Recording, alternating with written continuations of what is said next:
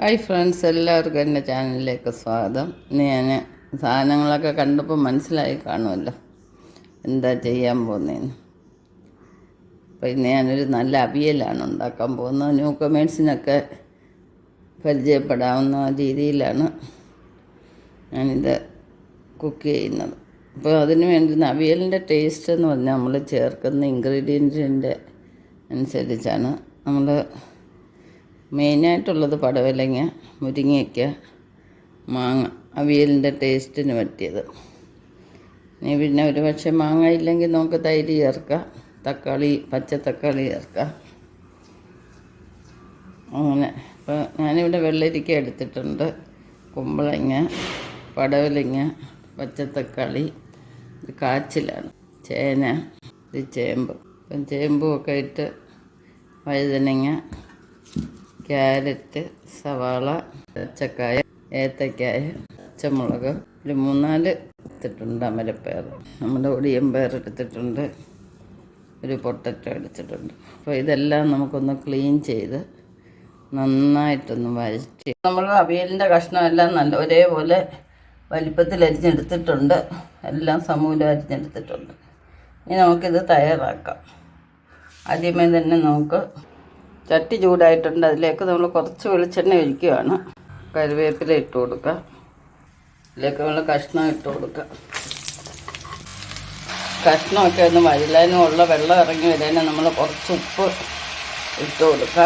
നമ്മൾ എപ്പോഴും കൂട്ടാൻ വെക്കുമ്പോൾ മൺകലത്തിൽ തന്നെ വെക്കുക, നല്ലൊരു ടേസ്റ്റാണ്. അതുപോലെ മൺകലത്തിൽ വെക്കുമ്പോൾ പ്രത്യേകം ശ്രദ്ധിക്കണം, തീ ചെറിയ ഫ്ലെയിമിൽ തന്നെ ഇട്ടേക്കണം.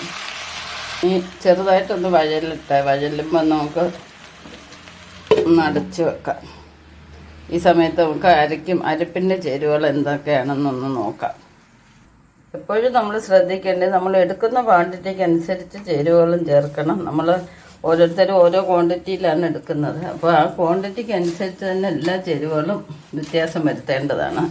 നമ്മൾ സ്ഥിരമായിട്ടൊരു ക്വാണ്ടിറ്റി പറയാനൊക്കത്തില്ല. അപ്പോൾ ഞാനിവിടെ അത്രയും സാധനം എടുത്തിട്ടുണ്ട്. ഒരു തേങ്ങ തിരുമ്മി എടുത്തിട്ടുണ്ട്. പിന്നെ മുളക് പൊടി നിറത്തിന് വേണ്ടി മാത്രമാണ് എടുത്തേക്കുന്നത്. പച്ചമുളക് 3-4 എണ്ണം കീറി ഇട്ടിട്ടുണ്ട് എരിവിന്. പിന്നെ ചെറിയ ഉള്ളി 3-4 എടുത്ത് ചതച്ച് വെച്ചിട്ടുണ്ട്. വെളുത്തുള്ളി ഇട്ടിട്ടുണ്ട്. നമ്മൾ കിഴങ്ങ് വർഗ്ഗമൊക്കെ ഇടുന്നതായതുകൊണ്ട് ഗ്യാസിൻ്റെ പ്രോബ്ലം ഒന്നും ഉണ്ടാവാതിരിക്കാനാണ് വെളുത്തുള്ളിയുടെ ഇടുന്നത്. തന്നെയല്ല, നല്ലൊരു ടേസ്റ്റ് കിട്ടും. പിന്നെ ഈ അരപ്പിന് ചേരുന്ന ഒരിച്ചിരി ഉപ്പ് ഞാൻ ഇട്ടിട്ടുണ്ട്. പിന്നെ ജീരകം ഞാനിത് പച്ചയ്ക്ക് കഴുകി ഉണക്കി പൊടിച്ച് വെച്ചേക്കുന്നതാണ്. അപ്പോൾ നമ്മൾ പച്ച ജീരകം അരയ്ക്കുന്നതിന് തുല്യമായിട്ട് എടുക്കാൻ നോക്കാം. എന്നാലും ഒന്നേരം അരച്ചെടുക്കാതെ പച്ച ജീരകമൊക്കെ അരിഞ്ഞ് കിട്ടാൻ വലിയ പാടാണ് തേങ്ങയുടെ കൂടെ ഇട്ടാൽ. അപ്പോൾ അത് പച്ചയ്ക്ക് പൊടിച്ച് വെച്ച് കഴിഞ്ഞാൽ നമുക്ക് പച്ച ജീരകം വേണ്ടുന്നതിന് അത് ഉപയോഗിക്കാം. പിന്നെ മഞ്ഞൾപ്പൊടി, ഇതെല്ലാം കൂടെ നമുക്കൊന്ന് നന്നായിട്ട് മിക്സ് ചെയ്യാം. നമ്മൾ മിക്സിയിലോ കല്ലിലോ വെച്ച് അരയ്ക്കുന്നതിന് തുല്യമായിട്ടാണ് നമ്മൾ കൈകൊണ്ട് നന്നായിട്ട് ഞെവിടി യോജിപ്പിക്കുന്നത്.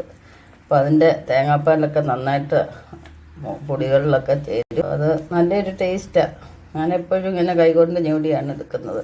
അപ്പോൾ നമ്മുടെ കഷ്ണങ്ങളെല്ലാം ഏകദേശം വരണ്ടിട്ടുണ്ട്, കണ്ടില്ലേ? കല നിറച്ചുണ്ടായിരുന്ന കഷ്ണം ഇട്ടപ്പോൾ ഇപ്പം ഒന്ന് വാടിയപ്പോഴത്തേന് പകുതിയായി.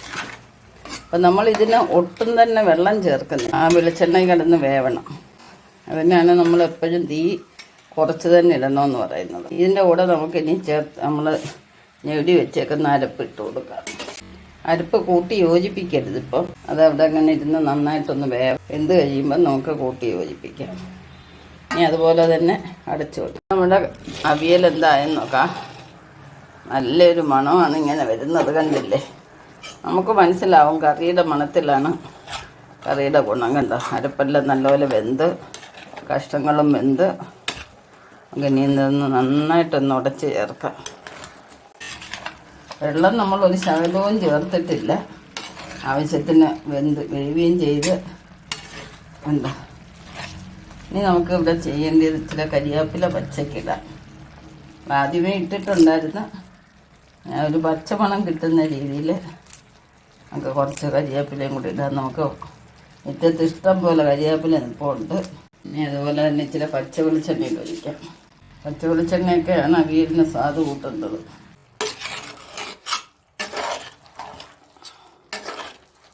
കഷ്ണങ്ങളൊന്നും അധികം ഉടച്ച് കളയരുത്, നമ്മളിങ്ങനെ തന്നെ വെന്തതല്ലേ, അപ്പോൾ അതങ്ങനെ തന്നെ ഇരിക്കാം. മുരിങ്ങയ്ക്കയൊക്കെ അതുപോലെ കിടപ്പുണ്ട്, ഉടഞ്ഞ് വാരിയിട്ടില്ല ഉണ്ടോ. അപ്പോൾ എല്ലാവർക്കും എൻ്റെ ഈ അവിയലിൻ്റെ വീഡിയോ ഇഷ്ടപ്പെട്ടെന്ന് വിചാരിക്കുന്നു. ഇതുപോലെ ചെയ്തിട്ടില്ലാത്തവരൊന്ന് ചെയ്ത് നോക്കിയാൽ നല്ലതാണ്. പ്രത്യേകം ശ്രദ്ധിക്കണം, നമ്മൾ കടുപ്പിലാണ് വെക്കുന്നതെന്നുണ്ടെങ്കിൽ തീ കുറച്ച് തന്നെ ഇട്ട് വെക്കുക, അടുക്കി പിടിക്കാതെ. ഇതുവരെ സബ്സ്ക്രൈബ് ചെയ്യാതെ കാണുന്നവരാരെങ്കിലും ഉണ്ടെങ്കിൽ ഒന്ന് സബ്സ്ക്രൈബ് ചെയ്ത് സപ്പോർട്ട് തന്നേക്കണേ. നെക്സ്റ്റ് ഒരു വെറൈറ്റി ആയിട്ട് അടുത്ത വീഡിയോയിൽ കാണാം. എല്ലാവർക്കും ശുഭദിനം ആശംസിച്ചുകൊണ്ട് ബൈ ബൈ.